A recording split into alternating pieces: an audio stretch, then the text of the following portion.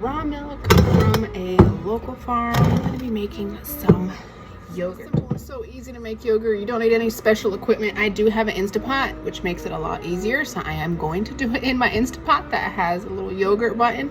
But you don't have to have it. I've been making it for years.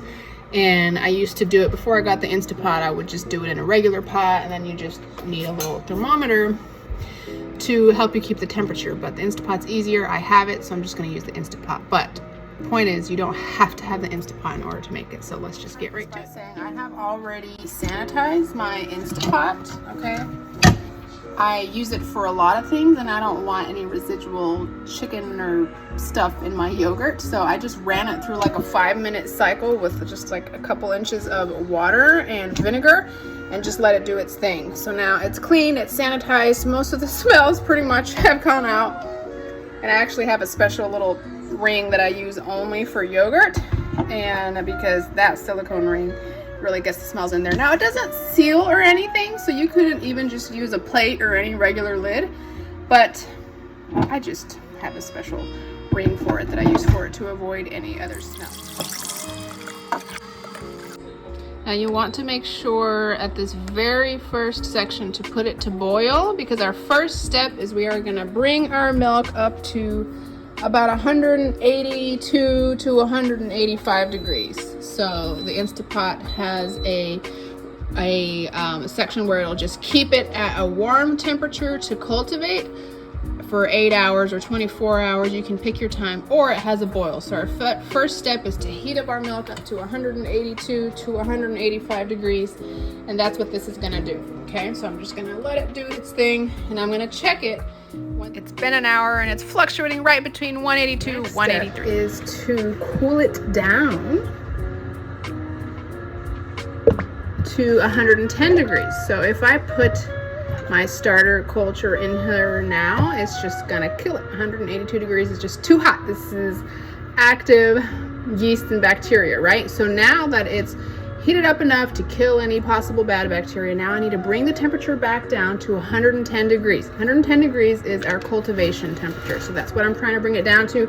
Now you could just leave it at room temperature and wait a couple hours for it to get back down, but I'm going to try to speed it up. So I have a big bowl here of really cold water. You can stick a couple ice cubes in there, but you don't want to shock it too much, so don't like plunge it in some ice. Just kind of make some nice cold water and just let it sit here to cool down to 110 degrees. A little bit lower than 110, but that's fine. Now an actual starter, you can just use any store-bought yogurt. You just have to pay attention to the ingredients, because you will be surprised once you start looking at the ingredients in some yogurts.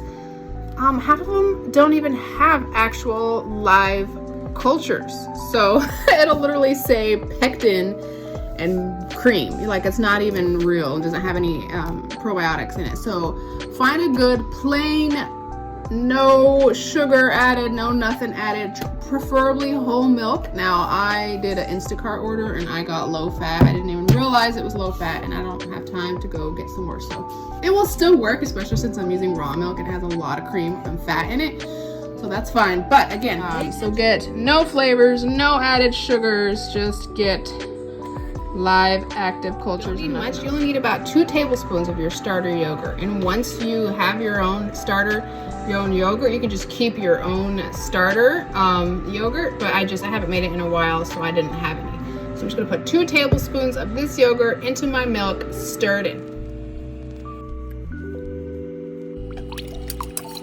I'm going back to my yogurt, and now here where it says 10 normal or boil, you see, or 20, you can pick however hours you want. Between 8 to 10 hours, the tanginess is perfect for me, so I'm just going to leave it at 10 hours, and this is going to keep it at that temperature of 110 degrees so that it can incubate and culture and turn into yogurt.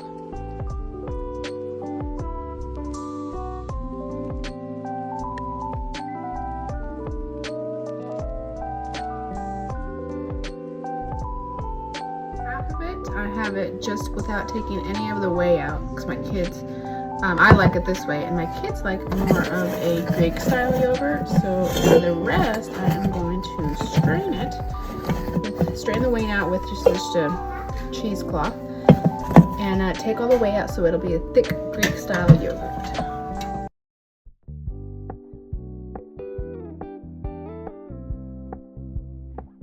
If I wanted to go real crazy and really make it thick, then I would just hang it up and let it slowly drip all night. But I don't care. I'm not gonna get it that thick, so I'm just gonna let it sit here and kind of squeeze and get as much as I can out, and then that's good enough for me. I know you're not mine, it's just my turn, but we can still have fun for now.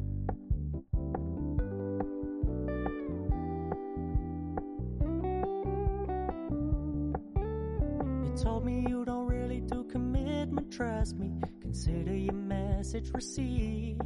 But with all this whey, this is good stuff, so this does not get thrown in the trash. This is still full of good probiotics, so I will use it in a bread recipe, so I'll show you that if you want to.